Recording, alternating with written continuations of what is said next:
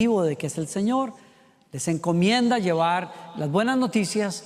Y entonces en el segundo libro, él comienza con los discípulos que están compartiendo con Jesús durante varias semanas después de la resurrección. Y él les está hablando acerca de este reino de Dios que ha venido y de este capítulo nuevo que él está abriendo a través de su muerte y de su resurrección.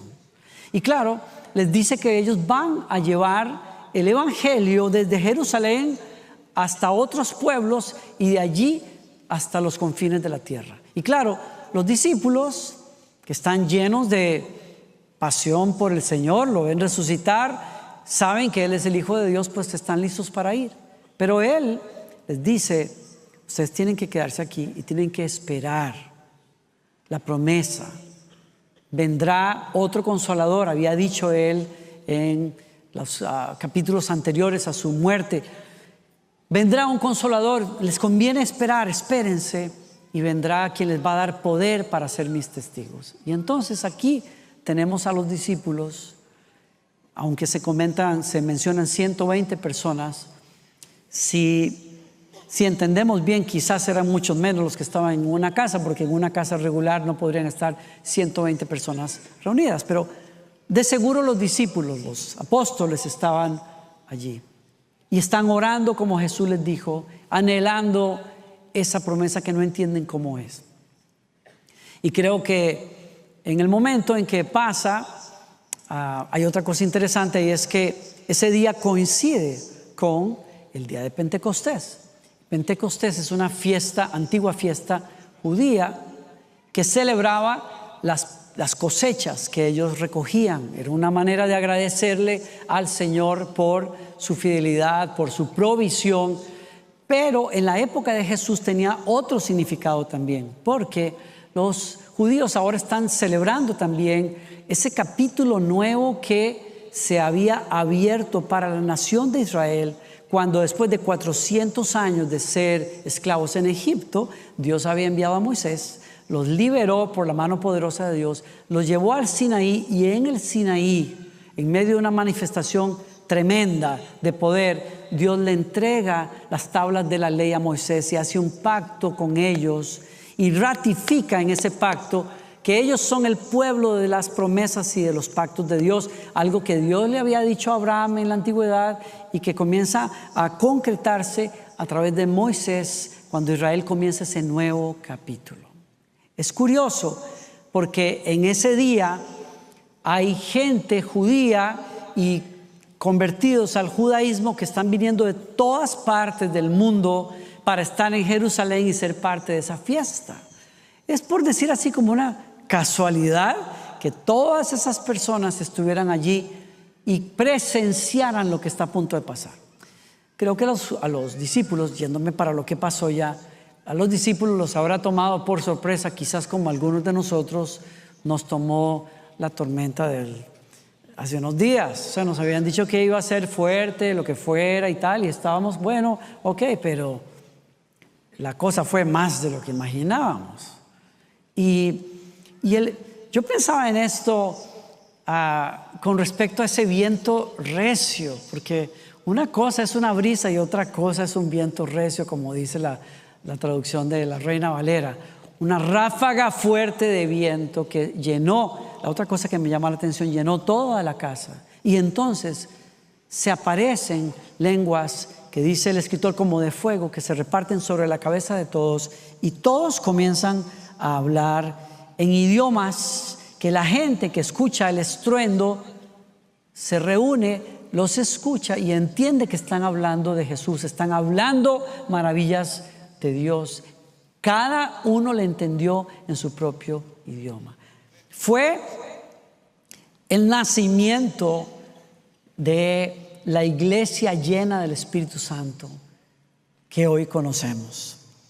Y me llaman la atención varias cosas que quiero hablarles a ustedes, porque hay por lo menos 3 elementos aquí que hablan mucho del mover y de la persona del Espíritu Santo. Habla de viento, habla de fuego y habla de lenguas. Y el viento, si nos detenemos un momento, está en todas partes en la Escritura no solamente como un fenómeno físico. El viento es una manifestación de la presencia de Dios operando en el mundo y en medio de su pueblo. ¿Se acuerdan ustedes que la Biblia dice que el Espíritu Santo se movía sobre la faz de las aguas, revoloteaba sobre la faz de las aguas? En el principio, cuando se nos dice que el mundo estaba en caos y que el Espíritu Santo se movía sobre las aguas, hay una referencia interesante allí, porque la palabra que se usa para el Espíritu en esa ocasión, como en otras ocasiones, es la palabra que se usó aquí para hablar de ese viento recio. Se nos dice a nosotros también que hubo un viento recio, fuerte, que sopló sobre el Mar Rojo. ¿Se acuerdan ustedes que cuando los israelitas estaban allí, Faraón detrás de ellos y tenían que cruzar el mar, un viento fuerte corrió toda la noche y secó las aguas y las partió literalmente en dos? No podemos decir que la Escritura esté diciendo que el Espíritu Santo estaba soplando allí. Dice que fue un viento muy fuerte, pero la palabra que se usa es la misma palabra que se usa para el viento del Espíritu Santo en esta ocasión. El Espíritu Santo o el viento de Dios también, ¿se acuerdan ustedes?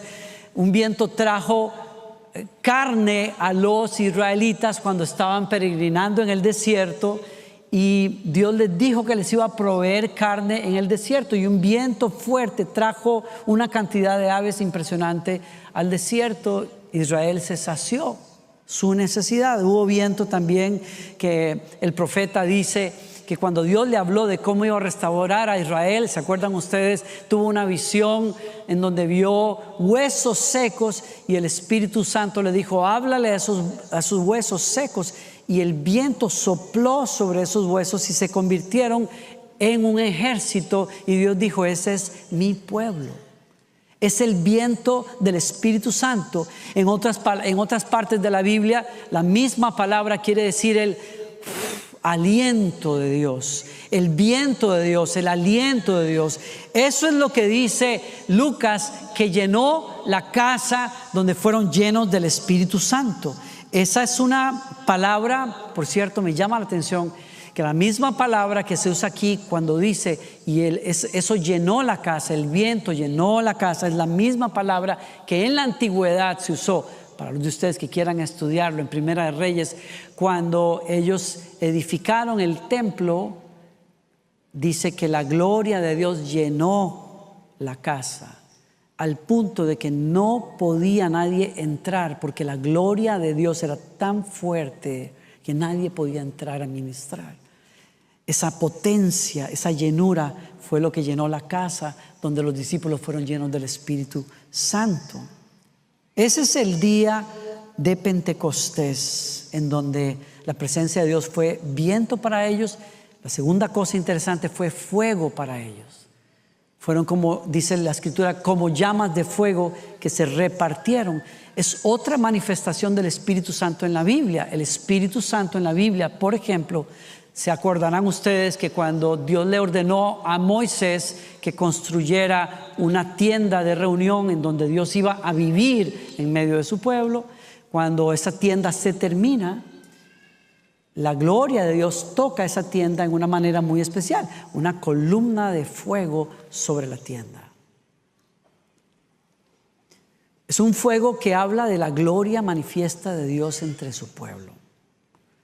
Fue lo mismo que pasó ese día de Pentecostés. Lo interesante aquí es que en la antigüedad, en ese tabernáculo, la gloria de Dios se manifestó como una columna de fuego, pero aquí no es una, aquí son muchas llamas repartidas sobre los creyentes, porque pareciera decirnos a nosotros que estamos presenciando el capítulo nuevo del Espíritu Santo, en donde el templo no está en una tienda en el desierto, no está en el templo de Herodes que ellos conocen en ese momento. El nuevo templo de Dios somos los creyentes cuando somos llenos del Espíritu Santo. Tú y yo somos templos movibles, andantes del Espíritu Santo. Qué maravilla es eso. En vez de que las personas tengan que ir a Jerusalén o a un lugar santo para encontrarse con el fuego de Dios, Dios reparte su fuego sobre todos aquellos que creen y confiesan que Jesucristo es el Mesías, es el Hijo de Dios, y se convierten en templos, presencia manifiesta de Dios en la tierra. Si nosotros nos detuviéramos a considerar lo que está pasando aquí y lo que significa que el Espíritu Santo está en ti y está en mí, ¿qué no podría pasar donde tú pones los pies y la presencia de Dios entra? ¿Qué no podría pasar en tu casa o en tu trabajo? Porque nos daríamos cuenta entonces que el ambiente no determina quiénes somos, la presencia determina quiénes somos. Somos el cuerpo de Cristo, somos el templo del Espíritu Santo. Somos la morada de Dios aquí en la tierra. Y eso tiene que ver con lo que pasó en Pentecostés. El tercer elemento ahí que es interesante son las lenguas. Fuego que se reparte sobre ellos y rompen a hablar idiomas que ellos no conocían. Y lo más extraordinario, como ya lo dije, es que la gente que se ha reunido de todas partes del mundo los escucha y entiende el testimonio que todos ellos están dando. Claro, Pedro, por primera vez, es otra muestra de la llenura del Espíritu Santo, Pedro se levanta y se manda una senda prédica. ¿Quién diría que este tipo, el pescador sencillo, se atreve a hablarle a miles de personas y a ponerles en orden el plan de Dios de una manera que yo me leo ese discurso y digo, wow, ese es Pedrito? ¿Qué clase de poder tiene el Espíritu Santo? ¿No? Cuando usa a Jesús para forjar a ese hombre por 3 años y le transmite la verdad de Dios, pero cuando el Espíritu Santo toma lugar en la vida de ese hombre, es un antes y un después. Hay una marca indudable de que Jesús está vivo en la vida de Pedro. Y claro, Pedro toma lo que pasa y se lo explica a las personas que están igual asombrados. Les explica lo que sucede. No se queda en una manifestación extraña de Dios, sino que la aterriza para que toda esa multitud pueda escuchar el mensaje. Es tremendo. Los apóstoles, y aquí hay algo interesante, porque los apóstoles tienen la oportunidad de hablarle a naciones enteras el día de Pentecostés. Y ese día, por la predicación de Pedro y la manifestación del Espíritu Santo, 3,000 personas creen y se unen a la iglesia del Señor Jesucristo. Y comienzan a ver a Dios operando a través de ellos, milagros, señales, prodigios. Comienzan a amarse los unos a los otros, a cuidarse los unos a los otros. Comienzan incluso a atender a los que entre ellos tienen necesidad, y algunos hasta venden sus propiedades y las traen y se ayudan y se hacen hermanos, hermanas. Gente que no se conocía, gente que quizás nunca se habían tratado, se vuelven familia, oran juntos, comen juntos, adoran juntos, ven el poder de Dios liberar a las personas y extienden el reino de Dios. Todo porque esa multitud entendió, viniendo de muchas culturas distintas y pueblos distintos, el mensaje que el Espíritu Santo le dio a los apóstoles. Es curioso, lenguas, idiomas. En la Biblia, ustedes recordarán que hablar diversas lenguas fue parte de un juicio de Dios sobre la gente. ¿Se acuerdan ustedes de la Torre de Babel? A partir de allí, las personas estas que arrogantemente querían supuestamente llegar al cielo no pudieron seguir la obra. ¿Por qué? Porque Dios confundió las lenguas de ellos. Fue un juicio de Dios. Y aquellas personas se repartieron por toda la tierra. Cuando revisamos el tema de el exilio, por ejemplo, de la repartición de la gente, Israel, por ejemplo, es una nación a la que Dios le advirtió que si ellos desobedecían al Señor, si ellos no seguían sus mandatos, Dios los repartiría por toda la tierra. Y eso sucedió como un juicio de Dios sobre Israel en varias ocasiones. Ahora vengamos al libro de los Hechos y el día de Pentecostés, porque lo curioso aquí es que los exiliados Los judíos que ahora viven en todas partes del mundo, que son judíos, que los une la fe judía, pero que son una mezcla de culturas porque viven y hablan otros idiomas, ahora vienen en el día de Pentecostés a adorar a Dios en Jerusalén, y los que están repartidos de pronto oyen en los labios de apóstoles que experimentaron la repartición de las lenguas, hablarles en su propio idioma, para que todos al creer dejen de ser los expatriados y vengan a ser un solo pueblo como Dios lo había profetizado a través de Israel. El día de Pentecostés, dicen algunos, es el día del fin del exilio de los israelitas, porque Dios cumple las promesas que de años les había dado a los israelitas, de que un día del norte, del sur, del este y del oeste los reuniría para restaurarlos. Y aunque hay un cumplimiento que va a tomar lugar en el futuro, entendemos que en el día de Pentecostés Dios juntó a todas esas naciones y les habló en su propio idioma para que vinieran a ser un solo pueblo a través de la iglesia.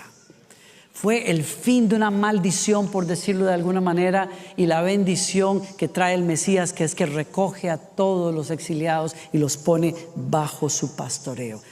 ¿Quién dice amén a eso? Es maravilloso lo que está pasando ahí.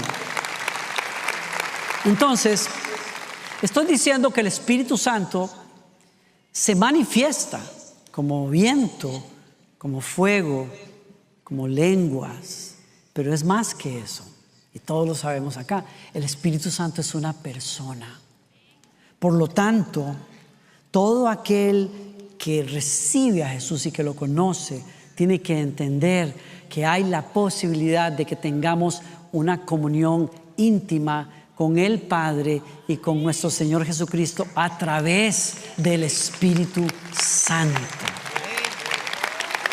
Y la buena noticia hoy es que el Espíritu Santo está en ti. Está en ti. Está en ti. Y tú puedes tener comunión con Dios, no porque seas buena gente, no porque sepas mucha Biblia, pero es importante que las conozcamos, no porque tengas una cara linda, no, simplemente porque el Espíritu Santo está adentro de ti. No va y viene, está, vive, permanece.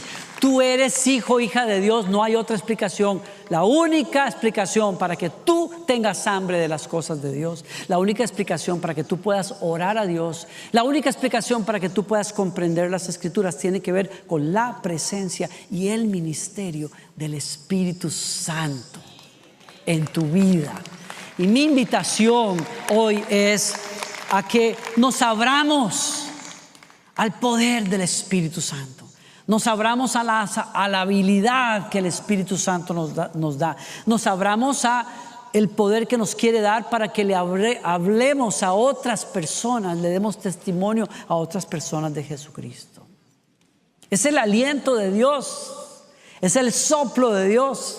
Y lo hermoso de esto es que el soplo de Dios es un soplo de vida. Siempre inyecta esperanza, siempre inyecta vida, siempre restaura, siempre levanta a las personas. Es el poder del Espíritu Santo como un viento que sacude el polvo de tu vida, que sacude la basura de tu vida, que sacude lo que no sea de Dios, que te cela para Dios, que te santifica para Dios, que te corrige cuando te equivocas, que te enseña el camino cuando tú lo invitas, que te guía para que llegues a tu destino. Es el Espíritu Santo el que te hace como Cristo. Está operando en ti todos los días. Y claro, mi esposa comentaba que todos nosotros tenemos habilidades, poderes para hacer ciertas cosas. Hace unos días me decían, ayer de hecho estaba con unos amigos que me decían, me felicitaban por el vestido que llevaba mi esposa la primera noche del Congreso de Mujeres, porque ella se llenó la boca contando de que yo lo había pintado o que había decorado y lo hice a regañadientes, porque realmente yo le digo a ella, yo sé pintar, pero otra cosa es pintar tu vestido 2 o 3 días antes de de la conferencia. ¿Y qué pasa si con un poco de líquido o hago unas manchas? Pues ustedes saben, cuando uno pinta, por más cuidado que tenga, yo estaba tratando de utilizar bien el pincel, no encuentro los pinceles correctos, la pintura se siente distinta a cuando uno pinta en óleo, por ejemplo, el lienzo es distinto, esta tela tiene un cierto brillo, cede, y entonces cuando le pongo una cierta pintura, se corre la pintura. Dije, ¿qué voy a hacer? Yo estoy sudando todo el rato. Y ella, no, que tú lo puedes hacer. Sí, mija, porque no eres tú la que está haciendo esto. Tuve un estrés tremendo haciendo esa cosa, pero mi punto es, sí.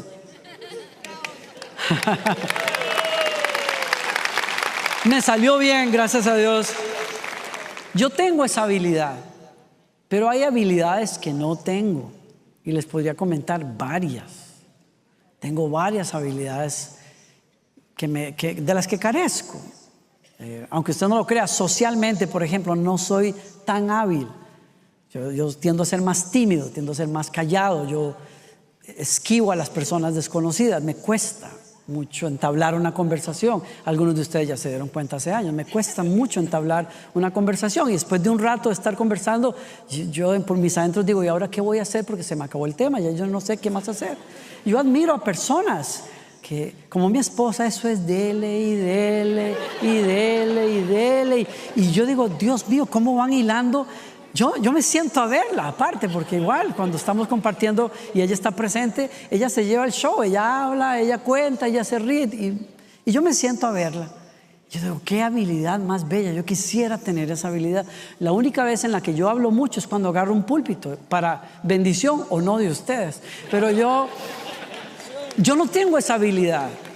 Tiene que ser que yo hable en público, tiene que ser que alguien me ayuda, y ese es el Espíritu Santo. Iba a decir algo más. En realidad, que miren, si la vida cristiana se tratara de nosotros imitar a Cristo, tratar de llegarle lo más que podamos, estamos fracasados todos. Porque por más que uno le ponga ganas, jamás le llegaremos ni cerca a imitar a Cristo. Pero el Espíritu Santo sí puede. Eso es otro rollo. Esa es otra gasolina. O sea, si tú quieres seguir a Cristo sobre la base de la religión, que te vaya bien. Yo lo he intentado y me va muy mal. Yo trato de portarme de cierta manera, poner cierta cara, actuar así, vestir así, pero eso no dura mucho. Uno no puede ser como Cristo usando la gasolina de nuestra humanidad y de la religiosidad. Uno necesita un poder más grande, y ese es el Espíritu Santo. Ese es el Espíritu Santo. Es maravilloso. Esa persona sopla desde adentro de nosotros vida, genera vida. Nos llena de paz, nos llena de esperanza. Es el Espíritu del Señor. Es fuego también. Es fuego que aviva. Es fuego que te enciende, fuego que te da pasión por Dios. El Espíritu Santo es fuego que te llena de la gloria de Dios, te llena de la presencia de Dios. Y yo anhelo más de ese fuego. Y usted, yo anhelo vivir encendido por el Espíritu del Señor. El Espíritu del Señor, ese fuego, es ese entusiasmo que da el Espíritu Santo a los que le dan lugar. Por eso creo yo que el apóstol nos invita, y esta es mi invitación para ti hoy. El apóstol nos invita: sean llenos del Espíritu Santo. Dice Efesios: no actúen sin pensar, más bien procuren entender lo que el Señor quiere que hagan. No se emborrachen con vino, porque eso les arruinará la vida. En cambio, digan conmigo, en cambio, sean llenos del Espíritu Santo.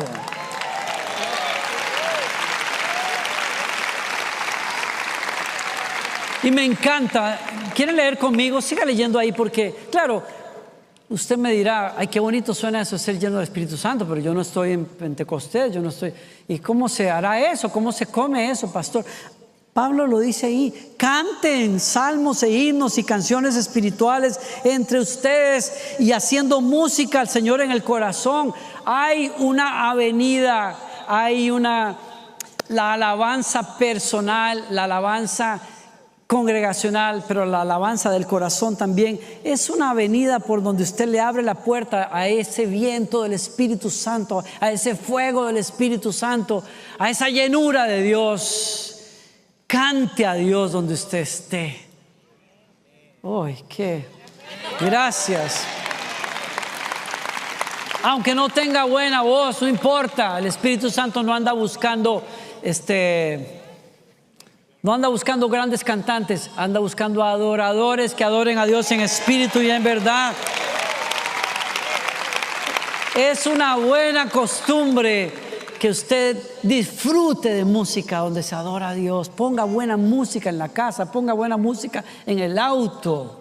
Adore al Señor. Yo he experimentado cómo el ambiente de una casa, podría contarles cómo cambia en medio de momentos de lucha, de batalla, cómo comenzar a adorar a Dios abre el espacio y uno se da cuenta que la cosa se pone liviana cuando la presencia de Dios está. La pesadez se tiene que ir. En la alabanza está ese poder de Dios tremendo. Nos dice además: den gracias a Dios por todo. Nos está explicando cómo es que uno es lleno del Espíritu Santo. Sea agradecido. Gracias por allá. Seamos llenos del Espíritu Santo. Démosle lugar en nuestras vidas. Pablo dice otra manera también. Dice: en cambio, dejen que el Espíritu les renueve los pensamientos y las actitudes. ¿Vieron eso? Usted piensa que el Espíritu Santo solo viene para que usted hable en unos idiomas que... No, Él viene a trabajar en el cochinero que hay ahí adentro. El montón de tonteras que usted a veces quiere estar pensando. El Espíritu Santo, si usted le da lugar, le va a cambiar su manera de pensar. Le va a cambiar sus actitudes. Yo lo he experimentado también tantas veces. Y cuando ustedes quieran orar por su pastor, oren por eso. Que yo le dé más lugar al Espíritu Santo para que me cambie los pensamientos y las actitudes. Porque a veces, usted no vive conmigo, pero mi esposa sabe. A veces mi actitud es como... necesito al Espíritu Santo. Necesito. Dice el apóstol: pónganse la nueva naturaleza, creada a la semejanza de Dios, quien es verdaderamente justo y santo. Necesitamos al Espíritu Santo que nos cambie actitudes donde estamos pegados ahí. Miren qué belleza como lo dice Pablo. Pablo dice que el Espíritu Santo nos da fuerza en medio de la lucha. Dice Pablo: sobre todo, oren a Dios en todo tiempo. ¿Quiere ser lleno del Espíritu Santo? Ore más a menudo. Donde quiera que usted esté. Usted no necesita ir a una vigilia para orar. Usted no necesita venir a la iglesia para orar. Usted puede orar 24 horas al día si usted quiere. Mientras anda manejando, mientras está trabajando, mientras cuida a los niños, usted puede hablar con el Señor. A usted nadie le puede robar eso. Nosotros no necesitamos intercesores que hagan oraciones especiales. Nosotros tenemos conexión directa con el Espíritu Santo de Dios. Él ora en nosotros, dice la Biblia, con gemidos indecibles. Cuando no sabemos cómo orar, Él ora desde adentro de nosotros. ¡Wow! ¡Qué belleza! Con razón lo llaman el Consolador, nuestro ayudador. Bendito Señor que nos ayuda. Dice: sean dirigidos por el Espíritu Santo cuando oren. Eso sí, sean dirigidos. Dejen que el Espíritu los guíe cuando oran. Manténganse bien despiertos. Denle un buen codazo al que está a su lado. Dígale: mantente bien despierto, por favor. Vigilantes. ¿Qué quiere decir eso? No habla de los ojos físicos, habla del estado espiritual. Cuando el Espíritu Santo está en ti, te mantiene despierto, te mantiene alerta. El enemigo no te va a agarrar por sorpresa. Tú estás en posición, estás listo, estás firme. Es la oración, el poder del Espíritu Santo. Y claro, con razón, Pablo nos dice también a nosotros: no entristezcan al Espíritu Santo. Él sabe lo que está en juego Y tú debes de saberlo también. Si tú no eres lleno del Espíritu Santo, hay mucho en juego. Por eso te dice el apóstol, la palabra, no entristezcan al Espíritu Santo con la forma en que viven. ¿Sí? Verso 31 de ese capítulo dice, ¿cómo podemos no entristecer al Espíritu Santo? ¿Cómo dice? Líbrense de toda amargura, furia, enojo, palabras groseras, calumnias, chismes, versión Danilo Montero, y toda clase de mala conducta.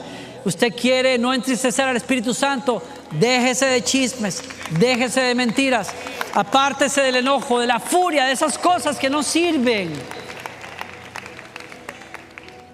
Termino acá.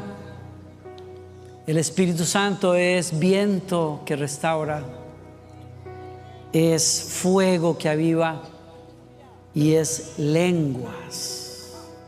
El Espíritu, escucha esto, termino acá. El Espíritu Santo le dio a los discípulos la habilidad de hablarle a personas de tal manera que pudieran recibir el mensaje de Jesucristo. ¿Alguien me sigue acá? Si tú le das lugar al Espíritu Santo en tu vida, Él te va a decir a quién hablarle, quién está listo para escuchar. Él te va a decir cómo hablarle a una persona. Hay personas que no están listas. Hay personas a las que simplemente les tienes que mandar el mensaje, pero no están listos. Dios te dice, tírale la semilla. Y te va a decir, no importa, tú deja la semillita por ahí, que Dios sabe cómo regarla en su momento y que germine en su momento. Hay personas que se están cayendo del árbol, como decimos allá, como un mango que está bien maduro. Lo que está esperando es que alguien le diga, ¿tú quieres acercarte a Jesucristo? Y la persona, claro que sí, ¿qué tengo que hacer? Déjate guiar por el Espíritu Santo. Sí. Yo conversaba hace unos años con Tales, mientras estábamos en pandemia aquí, y hablaba con el equipo de alabanza. Y le decía a Tales, me he dado cuenta de algo después de muchos años de hablar del día de Pentecostés, y es que yo pensaba que las lenguas era simplemente ese don extraordinario que le dio Dios a los discípulos de hablar las maravillas de Dios en otros idiomas. Pero es mucho más que eso, porque lo que pasó en Pentecostés es mucho más que eso. Nos podemos quedar en el milagro de hablar en otras lenguas, pero realmente lo que pasó allí es que ellos entendieron el mensaje porque lo codificaron para cada uno de ellos en particular.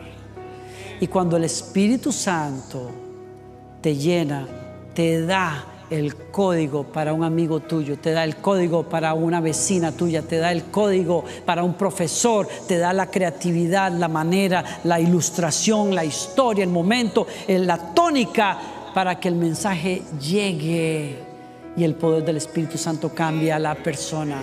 Entonces, yo creo que más que pedir que hablemos en lenguas, que es maravilloso, más que experimentar esas cosas extraordinarias del Espíritu, necesitamos que Él nos llene para ser testigos de Jesucristo donde quiera que estemos. Amén. Testigos poderosos de Él. ¿Alguien recibe esa palabra esta tarde? Démosle gracias, déle ese aplauso al Señor. Ponte de pie donde estás, déle ese aplauso a Él y abre los brazos y dile, Señor, lléname de tu Espíritu Santo. Bienvenido, Espíritu Santo. Toma tu lugar en nuestras vidas. Te pedimos perdón, Señor, si no te hemos dado lugar, si te hemos entristecido con nuestra manera de vivir. Pero hoy abrimos estas manos, Señor, estos brazos. Toma tu lugar aquí. Toma tu lugar en mí. Toma tu lugar en mi vida, en mi matrimonio, en mi familia, Señor. Oh, Señor. Sí, Señor.